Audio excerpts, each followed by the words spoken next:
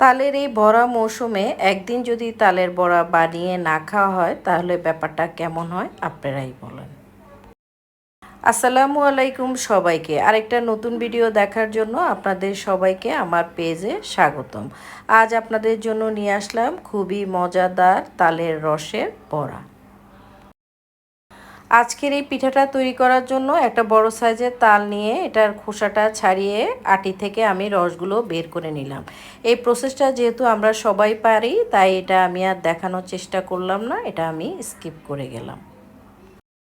আজকের এই পিঠাটা তৈরি করার জন্য আমি 2 কাপ চালের গুঁড়ার সাথে 1 কাপ আটা নিয়ে নিলাম। আপনাদের হাতের কাছে আটা ময়দা যেটা থাকে সেটা দিলেই চলবে।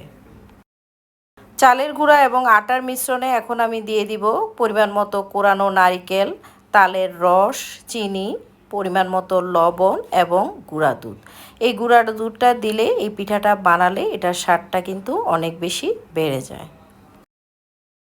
পরে সবগুলো উপকরণ আমি খুব ভালো করে মাখিয়ে নিব। এই মাখানোটা যত বেশি ভালো হবে এই পিঠাটা তৈরি করলে এটা খেতে কিন্তু তত বেশি ভালো লাগবে। আমি কিন্তু এক্ষেত্রে কোনো পানি কিন্তু ব্যবহার করিনি।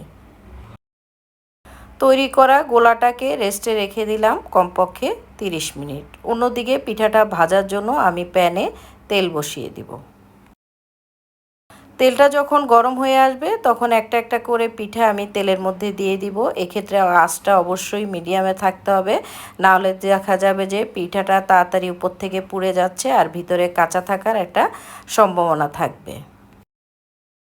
আমার ভিডিওগুলো যদি আপনাদের ভালো লেগে থাকে তাহলে প্লিজ আমার ভিডিওতে একটা লাইক কমেন্ট করে আমার ভিডিওটা শেয়ার দিয়ে অন্যদের আমার ভিডিওগুলো দেখার সুযোগ করে দিবেন। পিঠার এক পিঠ হয়ে গেলে আমি অন্য পিঠ উল্টিয়ে দিব। পরে পিঠাটা যখন পুরোপুরি ভাজা হয়ে যাবে তখন ছাঁকনির সাহায্যে পিঠাগুলো আমি তেল থেকে উঠিয়ে নিব। একইভাবে সবগুলো পিঠা আমি এভাবে তৈরি করে নিব। এই তালের বড়াটা খেতে কিন্তু অসাধারণ লাগে। তালের রস দিয়ে কিন্তু আমরা তালের কেকও তৈরি করতে পারি। আমরা যখন ছোট ছিলাম আমাদের নানি দাদিরা কিন্তু এই তালের রস দিয়ে আমাদের ভাতও খাইয়ে দিত। ওই ভাতটাও খেতে কিন্তু দারুণ লাগতো।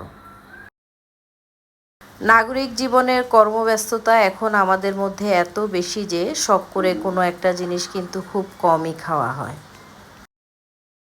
আর আগের সেই পিঠাপুলির খাওয়ার ধুম কিন্তু এখন আর নাই। গ্রামের ঐতিহ্যগুলো মনে হচ্ছে যে দিন দিন হারিয়ে যাচ্ছে। এরই মধ্যে আমার সবগুলো পিঠা কিন্তু ভাজা হয়ে গেল অসম্ভব মজাদার তালের বড়া। এতক্ষণ সাথে থাকার জন্য সবাইকে ধন্যবাদ।